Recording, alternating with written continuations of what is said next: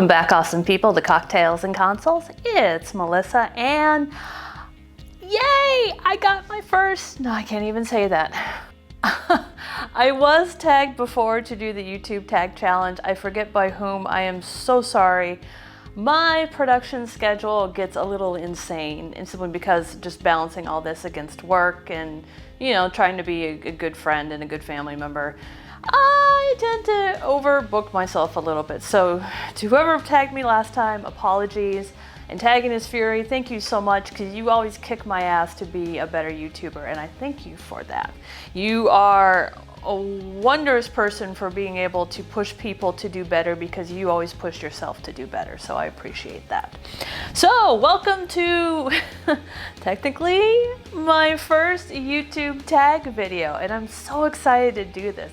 It's like, it feels like a mark of pride. Like I finally hit that level that now I'm a YouTuber. I know that sounds weird, especially if you watched Antagonist Fury video where he talks about if you want to do something, you're it, just go do it. And it was tough for me because starting out, like everyone does, you always wonder like, well, who's gonna want to watch me and what am I bringing to the table? And you know, when you get those views that start to pour in, you start to get people who, you know, keep coming back to your videos on the regular. You start to feel like, okay, cool, I can't explain it, but people seem to like this, so I'm gonna keep doing it. So yay, mark of pride, I finally have a YouTube tag video. So because I tend to ramble, we're just gonna get into it. Now I would have liked to do this in my kitchen where I like to shoot most of my vlogs, but I'm coming down with the flu, so I'm not really making much for dinner. So I figured I'll just do it here in the Cocktails and Consoles set. So the first question is, how long have I been doing YouTube? Kind of feels like I've been doing it for so long. Like I wouldn't know what life would be like if I wasn't doing YouTube. It's become that ingrained into my day-to-day, and the people have become just, you know, a part of my world. Technically though, I've been doing this for about 8 months. I cannot believe it's been that long, and the channel has grown so much. It's so exciting to see. Next question is, how many videos have I done? So currently I have about 245 videos. I cannot believe I've managed to put out that many, especially, you know, working 2 jobs. So that was kind of surprising, and I'm happy that it's just become part of my routine now that, you know, in my week I have so many videos that I need to get out, and I have so many videos that I need to edit, and thankfully I haven't missed the mark too much. But, you know, hopefully I'll just get better and better at it in a way that I can get ahead of it, and then I can do things like go on vacation and all the videos are taken care of, rather than sometimes it does become I'm filming and editing the night before. My most favorite video, oh my gosh, hard to pick out of 245, but if I had to list just one, I would have to say it was the Five Nights at Freddy's 2, the cupcake video. I was really excited about that because it was really just kind of a concept in my head of, you know, I love creating cocktails right here, but I wanted to give you guys something different. I wanted to be able to evolve what I'm doing. So I put it together in my head like, hey, maybe I could make it a little more cinematic and, you know, do something that's different. And I'm so happy with how it turned out. It took me till 5 a.m.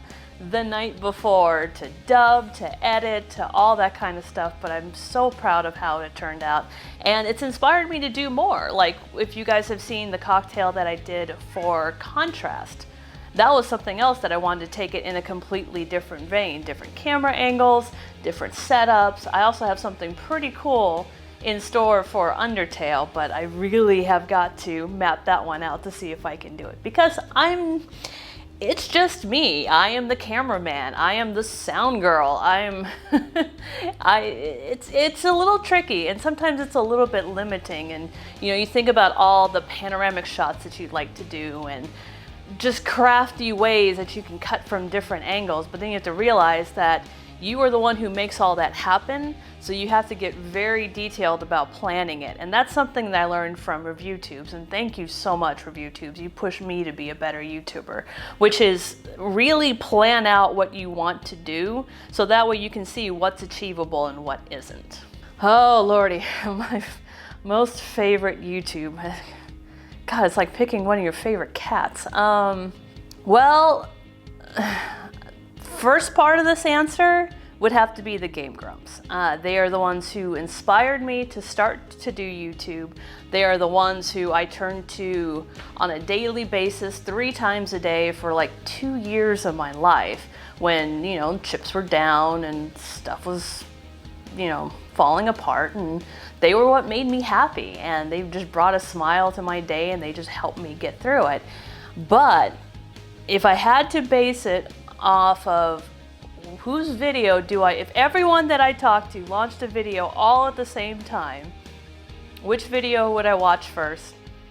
No surprise to any of you guys who know me, Retro Millennia. I just love their content, and I'm so happy. And it's actually the Game Grumps who led me to them. They had done the Swim the Musical challenge. I'm sure you guys have heard this, so feel free to skip ahead if you've heard this. And it was because of their tweet, that's how I got to learn about them. And I started watching their videos and, you know, laughing harder than I did at some of the Game Grumps stuff. Sorry, Aaron and Danny. Yeah, and it got to be the point where in the mornings, I would watch them before I watched the Game Grumps. And they know this, I've told them this, but they're just the nicest, most humblest guys. I mean, they're just the sweetest guys, and you can call on them for anything. They're just very giving souls, and I'm so fortunate to have met them and to be able to call them my friends. It's so wonderful. But again, hard to pick because, oh my God, this community that I've kind of fallen into has just like turned my world upside down. And I'm so fortunate to say that I have so many more friends now than I did before, and we all just hang out on YouTube. And that's the joy of YouTube. If any of you guys are thinking of doing it, go do YouTube. You'd be amazed not only what you can do, but also who you get to meet. It really opens your horizons, and I'm just so grateful for it. Where do I see this channel going? Well, where I would hope that it would go is if it could take off to the point where it could become financially self-sustaining. I would love to be able to take this show on the road. You guys may have heard me talk about this a little bit. I would love to be able to go out to where other YouTubers are, meet up with them, get to explore their town and their world, find awesome places to go get food and get drinks, and, you know, just really expand and, you know, get to see the world and get to see it with the people that I love. So yeah, I mean, would I love to become like one of the YouTube millionaires? Of course, who wouldn't? Who wouldn't want to play games as their job and do this as their job? I would love it. I would devote so many hours if I could. Is that possible? I don't even know anymore. YouTube itself is definitely changing, and I don't know exactly what the model is for success on YouTube now. It's definitely in flux, but once I figure out what that is, you know, I'd love to be able to make this a full-time and, you know, be able to stream more and hang out with you guys both on stream and live and get to meet people and go to all the different conventions where all of us YouTubers meet, supposedly. I have to find out about that because I'd really love to attend. So I'm going to tackle 2 of the questions together. What has been my biggest challenge and what is my favorite quote? The reason why I'm packaging this together, you're going to see in a second. The biggest challenges that I've had to overcome becoming a YouTuber. 1, just getting started. It is so easy to get yourself in this mentality of, I have to have the perfect lighting before I start. I have to have the perfect setup before I start. I have to have the perfect camera before I start. You know what you need? You need to just start. And you know what got me to just start? A couple cocktails, and then I just hit record. Not saying that I recommend that, but sometimes you just got to get out of your own way and just do it. And is it going to be great? No, but it's a start. You have to have something to build off of. You can't, if you have nothing to build off of, you're going nowhere. So put it out there. You're going to watch it back later, you're going to cringe, because compared to what you will eventually be able to do, it's not going to be the same. But had you not taken that step at that moment, you wouldn't be where you are now. Second biggest challenge I had, oh my God, overcoming the dislikes. That was harder than I thought it was going to be. I even talked to myself before it all started, like how would I handle it? Because there's freaking trolls out there in YouTube, and what they love to do is just downvote videos because that's the only power they have in this world. And I used to tell myself, well, hell, at least they watch, so there's a view, until I started to get hit by that, and I'm going, wow, this bugs me, and I don't know why. Why does it bug me? I know they probably had nothing to do with my video, or I'm not, you know, the Game Grumps, and that's what they were expecting. But it took me a while to get past that, and now it's just like, whatever. I don't care. Thanks for swinging by. At least you took the action to do something. The next biggest challenge that I had was having to learn a whole lot of technology really, really fast. That still is something that chomps at my heels. How to learn how to edit, how to learn how to keyframe, how to learn how to set up lighting and do audio. And audio will be the death of me. I know that to be true. But it's forced me to grow, and it's helped me in weird ways at my work. Who never knew that, you know, people would need help with editing, or, you know, being able to give people recommendations of when they go to film training videos. Oh, hey, have you thought about soundproofing your walls, because then you don't get that echo? So you'll be amazed at what you learn through doing YouTube has so many avenues to different places. But the biggest challenge I have had is, and this is going to sound strange, forcing myself to have to stare at myself while I edit. We all have those insecurities like, oh, I'm not, you know, I'm not a supermodel, I'm not, you know, 100 pounds and, you know, 5'8".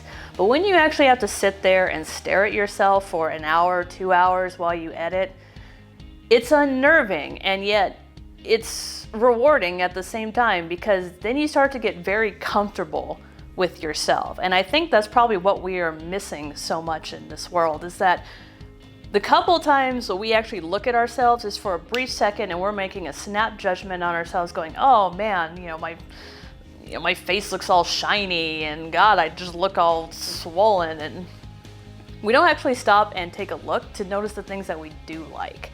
And when you have to sit down and edit, you start to say, oh, hey, I have a cute smile in this frame. Or, oh, hey, wow, the lighting actually looked really nice on me.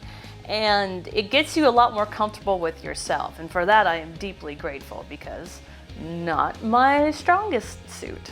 This all brings me to what is my favorite saying. You are your own worst enemy. No one out there can do worse things to you than you can do to yourself. It sounds so trite. I'm sure everyone's heard it from their parents, but it is so true. That inner voice in your head is gotten farther and can do more damage than anything you hear out here, because you've let it in. It's there. And it will just parrot back all the things that you don't want to hear. So you have to learn to stop and talk to yourself and say, fuck off. You know what? That video wasn't that great. So what? I got a video out. I don't look, you know, slim in that photo. The fuck cares? I have people who sit here and want to talk to me. That's awesome.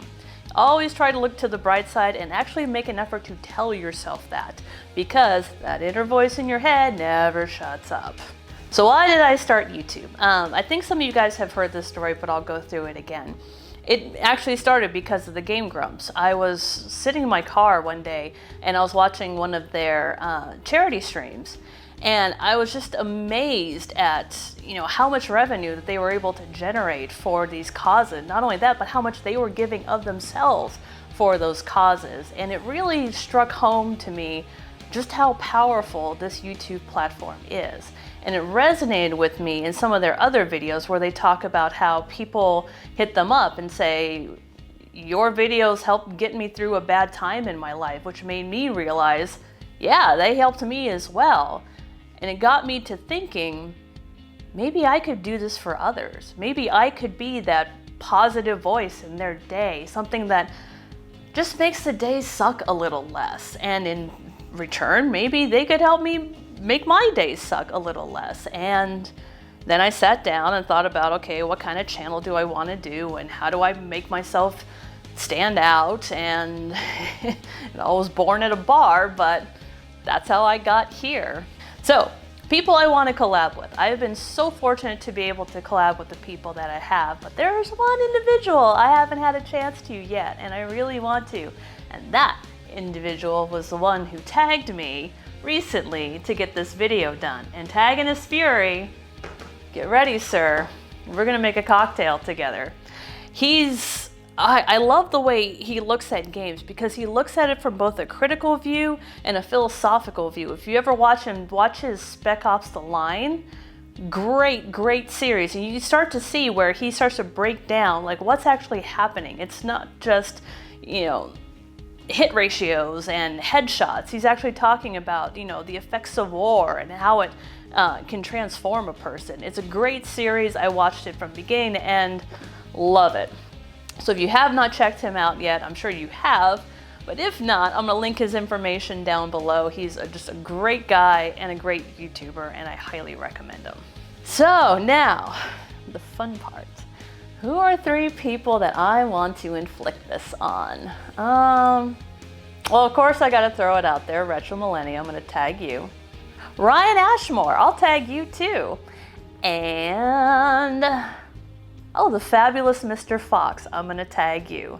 Well, hope you guys have enjoyed this. I had just a blast doing this. Antagonist Fury, again, thank you for pushing me to make good on the tag promise. And I'm gonna go film some King's Quest because we're on the last chapter, and hang on to your seats because this is gonna be a rough one. And I'll see you awesome people in the next episode. Cheers!